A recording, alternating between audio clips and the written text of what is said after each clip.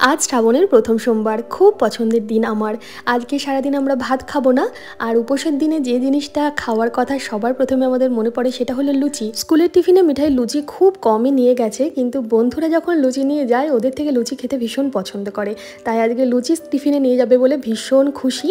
আমি যখন ময়দার লুচি তৈরি করি তখন এপিট ওপিট উল্টে পাল্টে কিন্তু বেলি না, এক পিঠটাই বেলি ঘুরিয়ে ঘুরিয়ে, তাহলেই দেখি প্রত্যেকটা লুচি সুন্দর করে ফোলে। এছাড়াও মাখার তো একটা ব্যাপার আছে।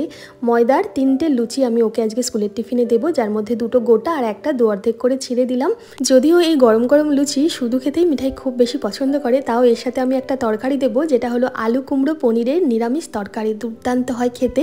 এর জন্য কড়াইতে সর্ষের তেল গরম করে কালো জিরে, তেজপাতা আর বেশ কিছুটা কাঁচা লঙ্কা চিড়ে দিয়ে দিলাম। ঝাল হলেই বেশি ভালো লাগবে। ডুমো ডুমো করে ছোট ছোট করে কেটে রাখা আলু আর কুমড়ো দিলাম। লবণ আর হলুদ দিয়ে খুব ভালোভাবে এই আলু কুমড়োটাকে ভেজে নেব বা সাঁতলে নেব।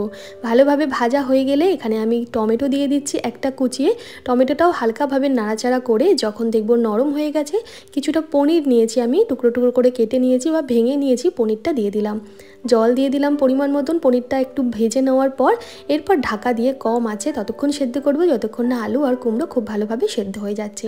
একটু নাড়াচাড়া করে এর মধ্যে দিয়ে দেবো আগে থেকে তৈরি করা ভাজা মশলা, যেটা জিরে আর ধনে শুকনো কড়াইতে ভেজে গুঁড়ো করে রেখেছিলাম, সেটা দিলাম। ধনেপাতা কুচি অবশ্যই দিতে হবে আর সামান্য মিষ্টি দিলাম।